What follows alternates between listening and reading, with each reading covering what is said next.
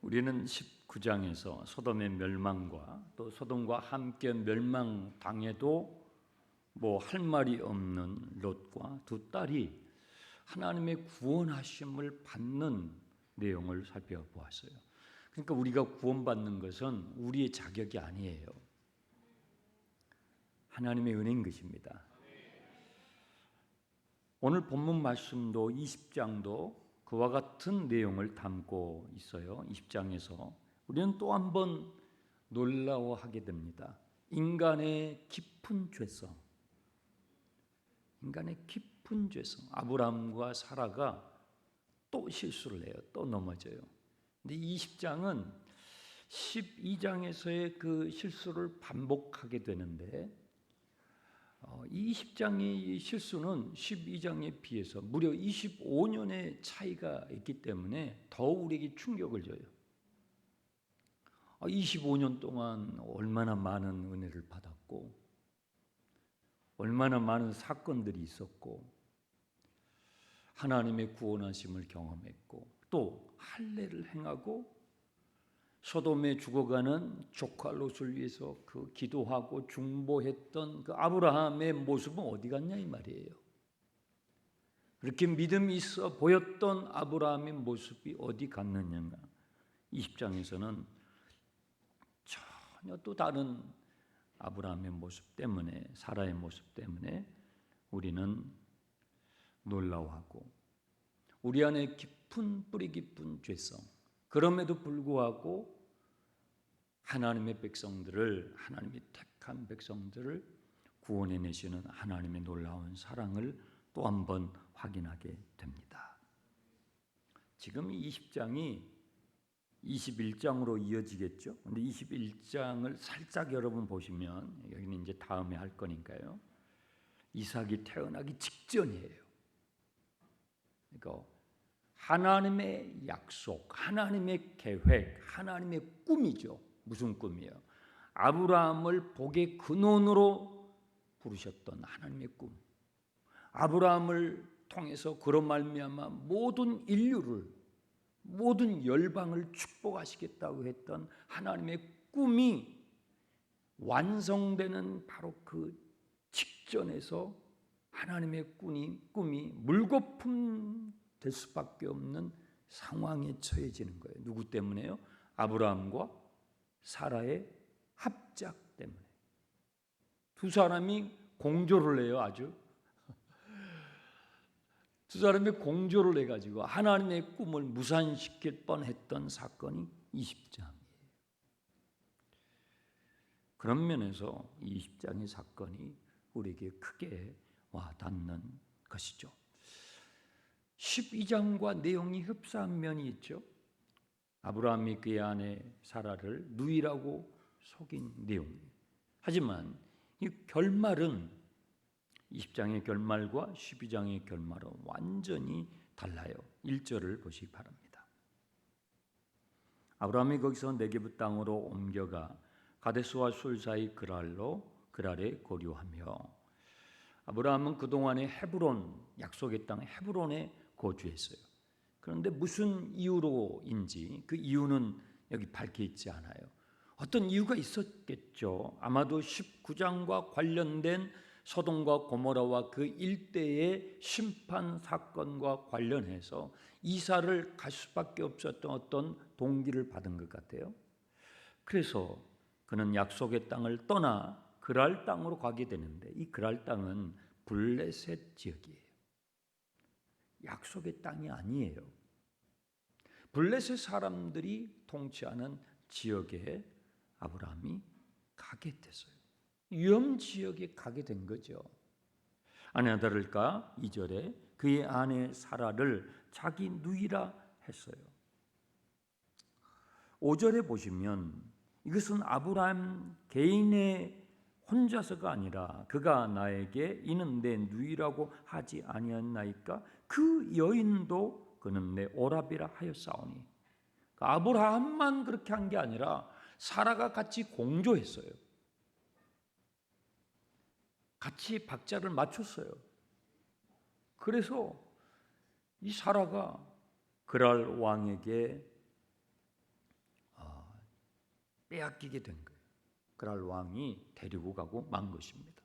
그랄 지역을 통치했던 왕을 아비멜렉이라고 불렀어요. 아비멜렉은 사람의 이름이 아니고 왕의 일반 명칭이에요. 그 당시에 그 지역의 사람들이 거기에 통치자를 아비멜렉이라고 불렀어요. 멜렉이라는 이 히브리어 단어가 왕이라는 뜻인데 아부, 내 아버지는 왕이다라는 뜻이에요. 그러니까 왕은 이 전승이 되는 거니까 자식들에게 물려지는 거니까 이 아비멜렉이라는 이 단어가 그 지역의 왕이라는 명칭으로 일반 명사로 굳어지게 된 거예요. 이 아비멜렉이 사라를 데리고 간 거예요. 큰일 난 거죠.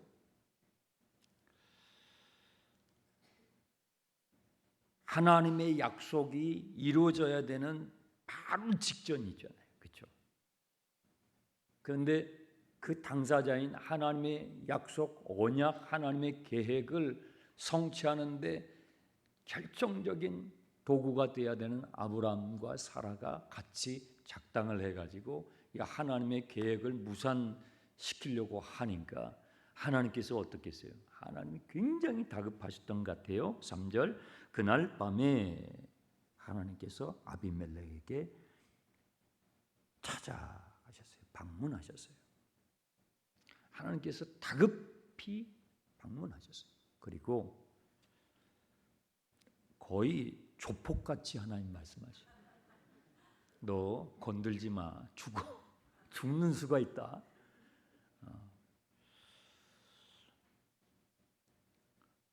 그 밤에 하나님이 아비멜렉에게 현몽하시고 그에게 이르시되 너가 데려간 이 여인으로 말미암아 너가 죽으리니 그는 남편이 있는 여자입니다.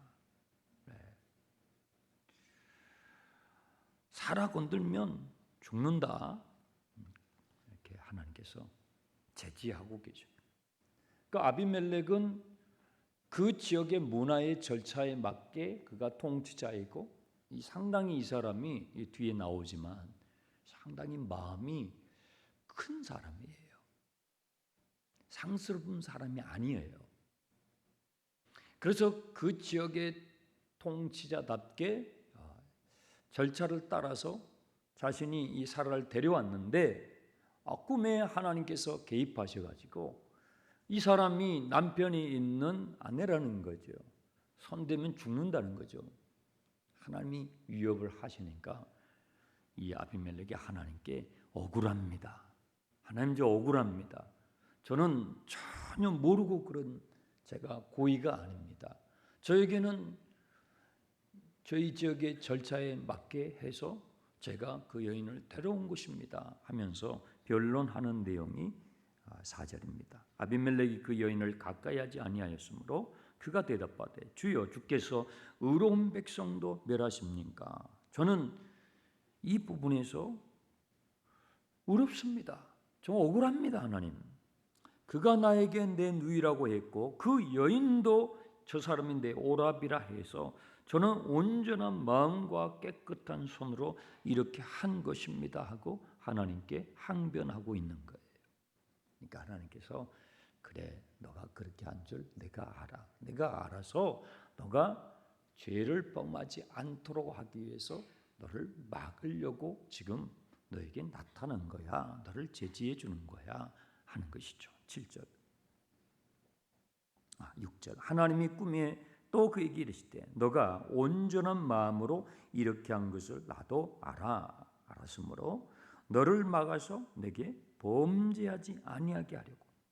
너가 지금 하려고 하는 그 행위가 고의는 아니지만 너가 그 사라를 범하게 되면 그건 죄야. 그래서 내가 너가 고의가 아닌 것을 알기 때문에 이렇게 꿈으로 너를 지금 제지해서 죄를 짓지 않도록 너를 돕고 있는 거야. 그러니까 그 사라를 당장 돌려보내줘라. 그러면서 그냥 돌려보내라고만 하나님께서 하시지 않고 12장에서 비슷한 사건이었는데 12장에서 없었던 명령을 아비멜렉에게 하나님께서 하셔요. 7절 이제 그 사람의 아내를 돌려보내라. 그는 선지자라. 이 선지자란 이 단어가 성경에서 최초로 나오는 부분이에요. 아브라함은 선지자예요. 그가 너를 위하여 뭐예요?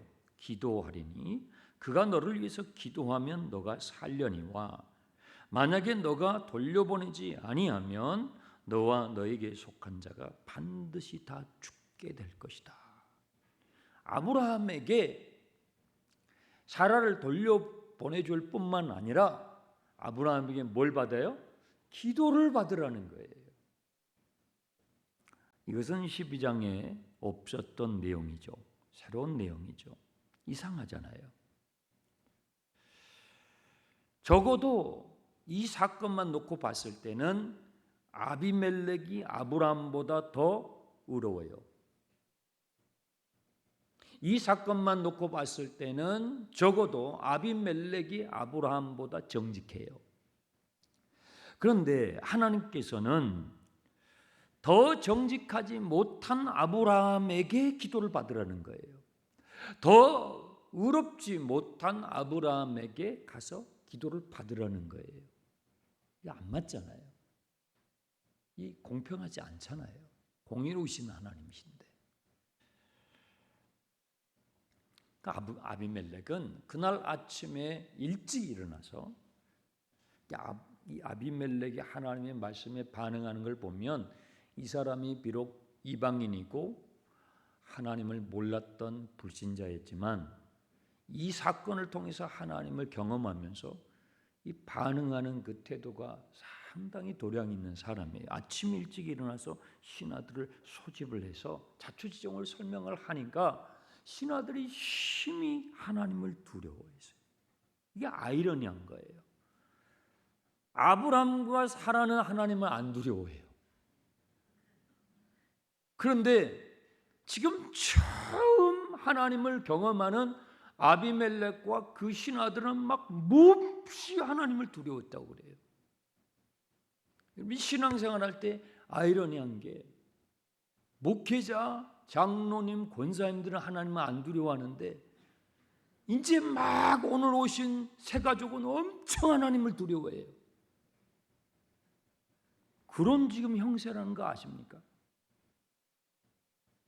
아브라함은 하나님을 알게 된 25년이 됐어요. 그렇죠? 25년이 됐는데 받은 은혜가 얼마나 많고 받은 복이 얼마나 많은데 이 20장에 와서 그가 하나님을 두려워하는 마음이 사라지고 또 실적을 한 거예요. 근데 처음 지금 하나님을 접하게 되는 이 일로 인해서 아비멜렉과 그 신하들이 하나님을 경험하게 되는데 그들 막 하나님 앞에서 막 떠는 거예요. 두려워하는 거예요. 무슨 말입니까? 겉만 보고 사람을 판단하지 마세요. 여러분의 기준으로 저 사람은 믿음이 좋아, 저 사람은 믿음이 없어, 저 사람은 이제 막 나온 새 가족이니까 나보다 믿음이 부족해. 그렇지 않을 수 있다라는 거예요. 그렇지 않을 수 있어요. 이제 막 교회에 온 새 가족이 여기 서 있는 목회자보다도 더 믿음이 좋을 수 있어요. 그날은 믿음은 고정적이지 않아요.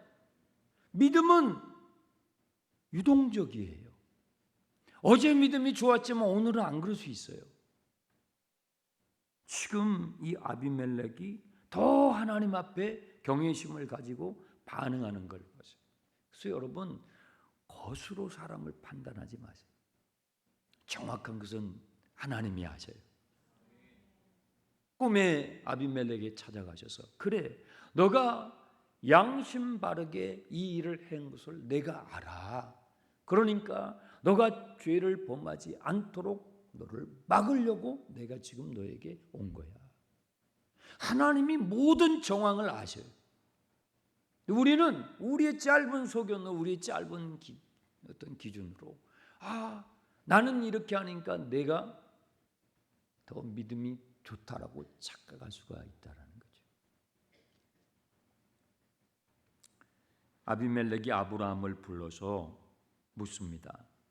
9절 아비멜렉이 이르되 아브라함을 불러서 그에게 이르되 내가 어찌하여 우리에게 이렇게 하였느냐? 내가 무슨 죄를 너에게 범하였기에 너가 나와 내 나라가 큰 죄에 빠질 뻔. 이 아비멜렉은요, 지금 벌어지는 이 상황들이 큰 죄라는 거예요. 나와 내 나라를 큰 죄에 빠질 뻔하게 하였느냐. 그러니까 아비멜렉은 이제 막 하나님을 경험한 새 신자예요. 새 가족이에요. 근데 새 가족은 죄에 대한 인식이 분명해요. 하나님에 대한 경외심이 분명해요. 근데 아브라함과 사라는 왜 그런지 그게 없어요.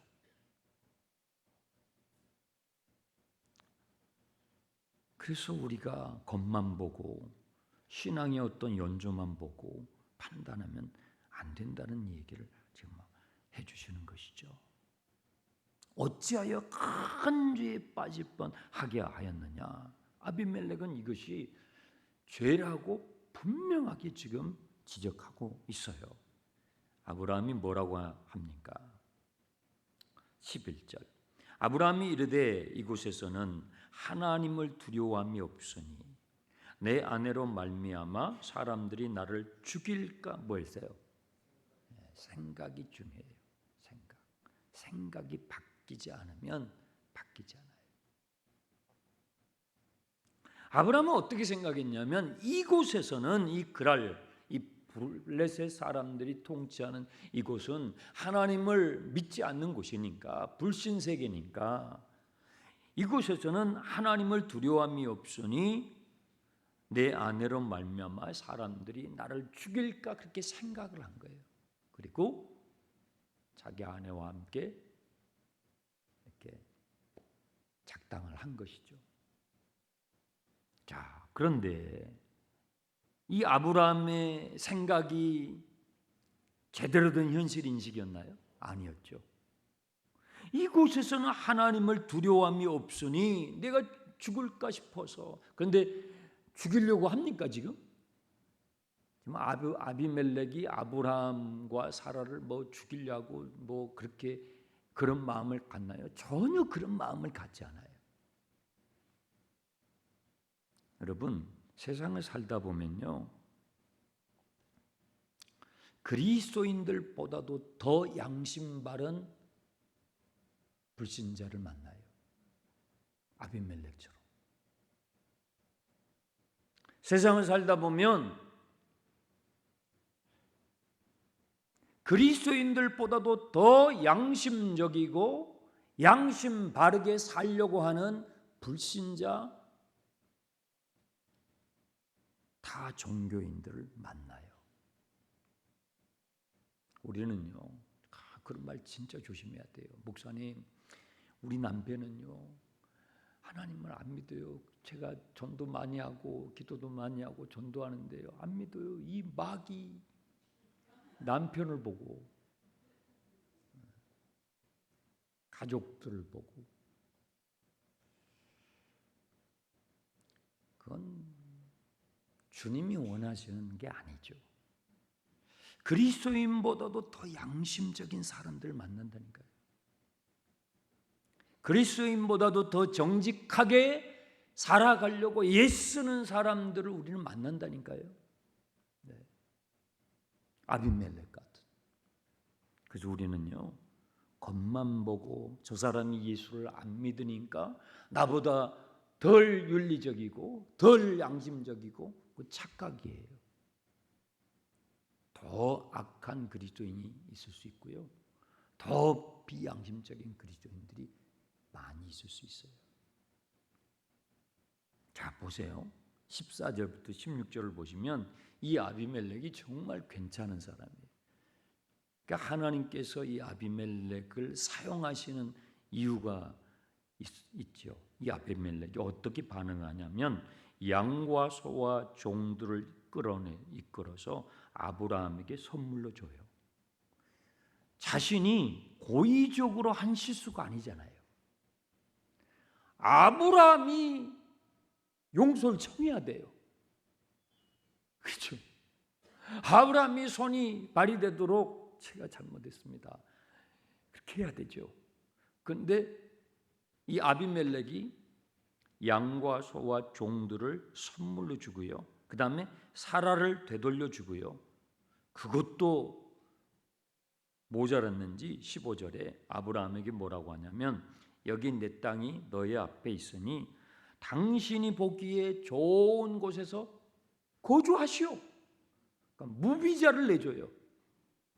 그냥 여기서 마음대로 당신 마음에 드는 땅에서 살아도 됩니다 하고 왕이니까 그냥 비자를 허락해 주는 거예요. 벌을 줘야 되는데 상을 엄청나게 줘요. 그리고 또 있어요. 16절 사라에게는 은 1000개를 줘요. 아니 뭐 은을 1개만 줘도 되는데 안 줘도 되잖아요. 그죠? 사라가 오히려 줘야 되잖아요. 사라가 배상금을 해야 되잖아요. 그런데 이 아비멜렉이 반응하는 걸 보세요. 여러분 예수를 안 믿는 사람이 더 윤리적인 사람이 있고 더 양심적인 사람이 있다고요. 은을 1000개나 주면서 당신의 오라비에게 주어서 그것으로 너와 함께한 여러 사람 앞에서 당신의 수치를 가리게 하였노니. 야, 이 섬세한 것 보세요. 은 1000개를 주면서 행여라도 수치심이 느껴지지 않도록 사라의 수치를 가려줬다 이 말이에요. 대단한 분 아니에요? 정말 대단한 분 아니에요? 어떻게 처음 하나님을 경험했는데 처음 하나님을 경험한 새신자랑 마찬가지인데 이렇게 기가 막힌 반응을 하느냐 이 말이죠. 그리고 아브라함에게 기도를 청했더니 아브라함이 기도를 합니다. 17절 아브라함이 하나님께 기도하며 하나님이 아비멜렉과 그의 아내와 여종을 치료하사 출산하게 하셨으니 여호와께서 이왕에 아브라함의 아내 사라의 일로 아비멜렉 집의 모든 여인의 태를 닫으셨다. 하나님은 치료의 하나님이십니다.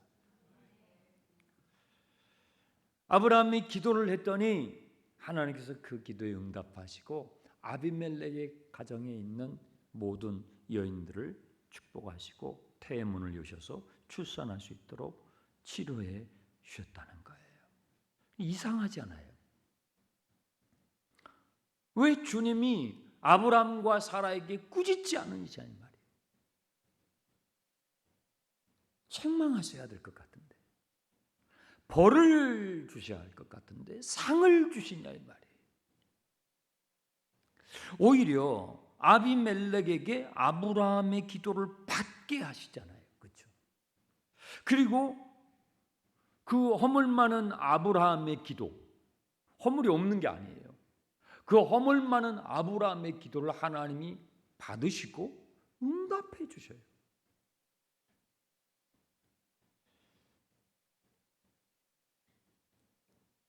이 10장에서는 아브라함과 사라에게 우리가 본받을 만한 것이 거의 없어요. 거의 없어요. 그러면 20장에서 주님이 우리에게 가르쳐 주고 싶어 하시는 게 뭡니까? 이겁니다. 인간의 선택이, 인간의 실수가, 인간의 넘어짐이 우리의 잘못된 선택과 우리의 실수와 우리의 넘어짐이 하나님의 계획을 무산시킬 수 있는가?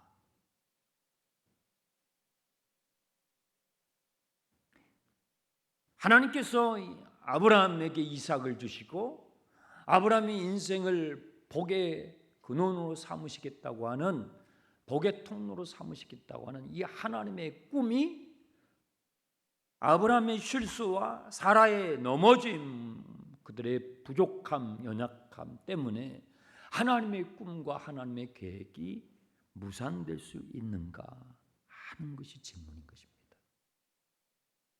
뭐예요? 그럴 수 없다라는 거예요. 그래서 복음이에요. 그래서 복음인 것입니다.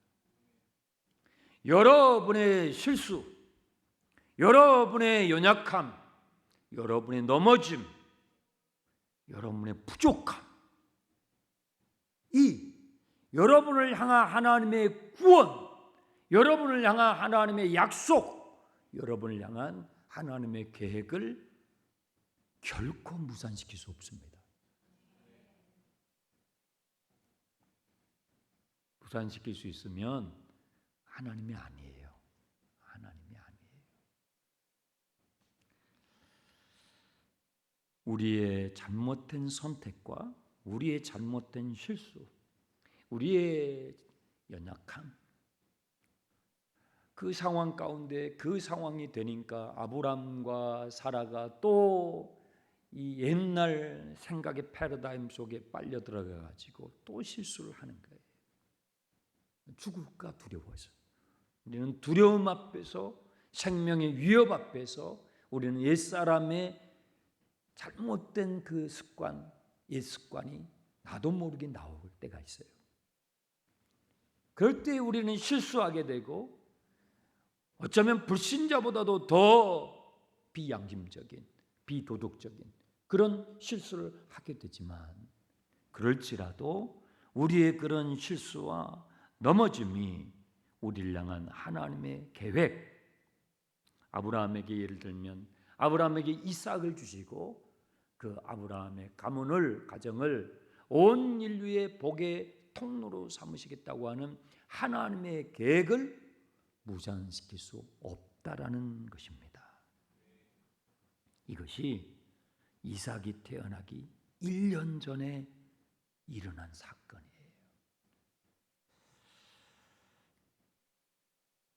이삭은요, 아브라함의 능력으로 태어나지 않아요. 여러분, 이삭은 아브라함과 사라의 실력으로 태어나지 않아요.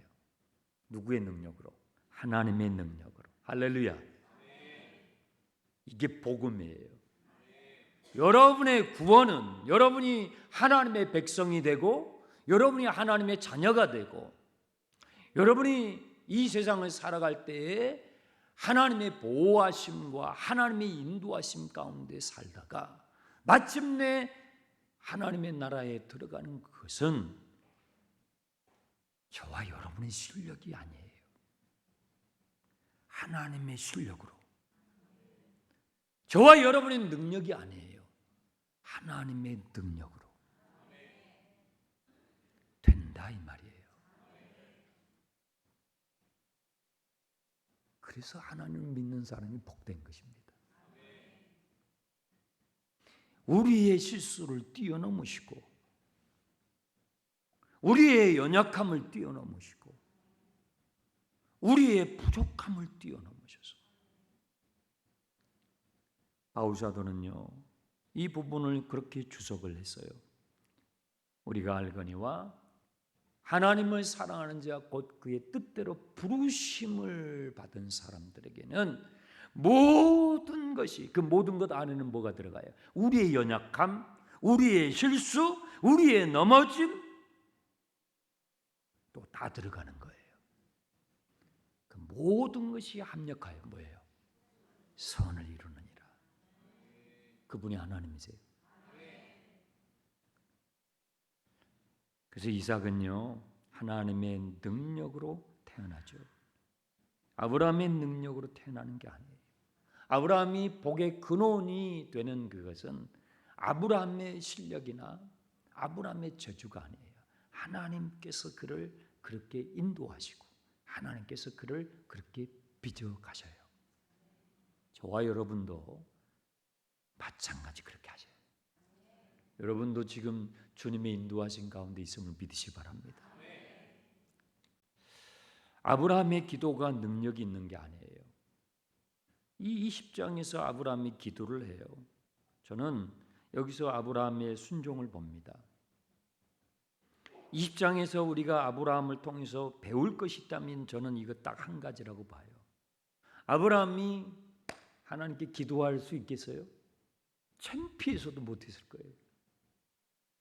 그런데 하나님의 말씀에 순종해요. 넘어졌지만 다시 일어나요, 아브라함이. 그리고 순종해요. 부끄러운 순종이지만 순종해요. 그런데 하나님께서 그 기도를 받으세요. 그리고 치유의 능력을 베푸세요. 여러분 이 말씀을 기억하세요. 여러분 오늘 여러분의 가족이나 여러분 자신에게 치유가 필요한 부분이 있습니까? 목사님, 저는 치유가 필요해요. 저는 지금 몸에 어디가 아파요. 병원에서도 잘 알 수 없는 그런 불치에 가까운 질병이 있어요. 그냥 나이가 들어서 있는 그런 거 아니라 정말 이 의학적으로 제가 치료를 받아야 되는데 치료받지 못하고 있는 그런 질병 가운데 있어요. 우리 교회 성도님들 가운데도 그런 분들이 계실 거예요. 자, 지금 이 아브라함이 하나님 앞에 기도해요. 이 기도가 당당한 기도가 아니잖아요.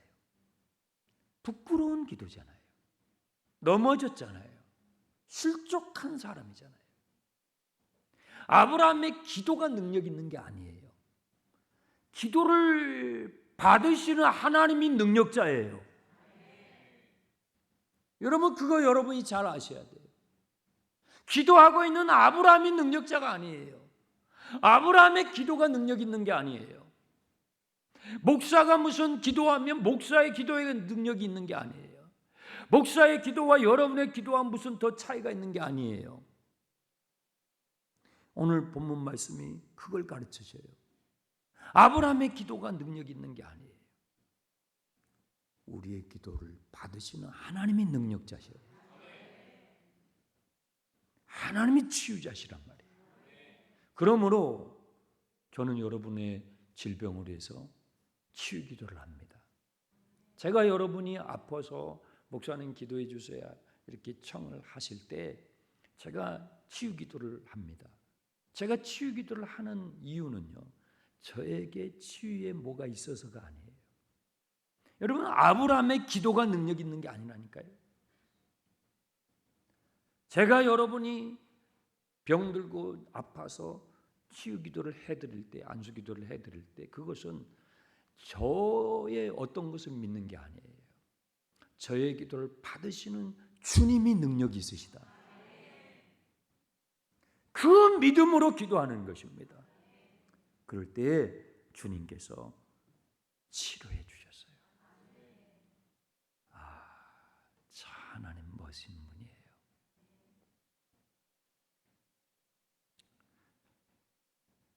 하나님의 계획은 우리의 연약함, 우리의 부족함 때문에 불발되는 법이 없다. 하나님은 하나님이시기 때문에. 그래서 여러분, 어떠한 질병, 어떤 문제라도 하나님 앞에 가지고 와서 상의하고 구할 수 있는 것입니다. 오늘 또 실수하셨나요? 오늘 또 실족하셨습니까? 괜찮습니다. 옆에 계신 분한테 해보세요. 괜찮습니다.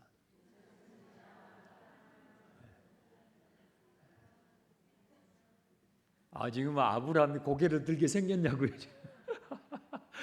아브라함과 사라가 지금 고개를 들 수 있겠냐고요. 지금 20장에서 왔는데, 아니 곧 지금 이삭을 낳아야 할 판인데, 근데 하나님께서 뭐라고 말씀하시냐면 괜찮다고 말씀하시는 거예요.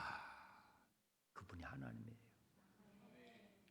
내가 수습할 수 있어. 내가 해결해 줄 수 있어. 너는 엎질렀구나. 또 사고 쳤구나, 이놈. 근데 너는 수습 못해. 그래요. 우리는 수습 못해요. 아브라함과 사라는 수습 못해요. 근데 주님이 내가 수습한다. 그 주님의 마음을 느끼는 아브라함이 부끄럽지만 죄송하지만 미안하지만 기도하는 거예요. 아버지, 참 제가 면목이 없습니다. 제가 지금 여기에서 이런 실수를 하다니 정말 하나님, 저는 면목이 없습니다. 할 말이 없습니다. 고개를 들 수 없습니다. 그러나 순종해서 순종함으로 기도합니다. 이 아비멜렉의 치료하시고 이 아비멜렉의 가정을 축복해 주세요. 주님께서 기뻐하시고 치유를 허락해 주시는 거예요. 하나님의 치료는, 하나님의 신유의 역사는 그렇게 일어나는 것입니다. 인간의 실수조차도, 인간의 실패조차도, 인간의 연약함조차도 하나님께서는 하나님의 계획을 완성하시는 벽돌로 사용해 주시는 것입니다. 기도하겠습니다. 좋으신 하나님 아버지, 감사합니다. 이 큰 하나님의 사랑 안에 살아가는 저인 것을, 우리인 것을 생각할 때 너무 감사합니다. 마음에 평안함과 안정감이 몰려옵니다. 아버지 감사합니다. 비록 실족하며 넘어질 때도 있지만 주님을 더욱 알아가며 그 실수를 줄여가며 하나님 앞에 올바로 반응해 가는 믿음의 사람들로 우리를 성장시켜 주시옵소서. 예수님의 이름으로 기도합니다.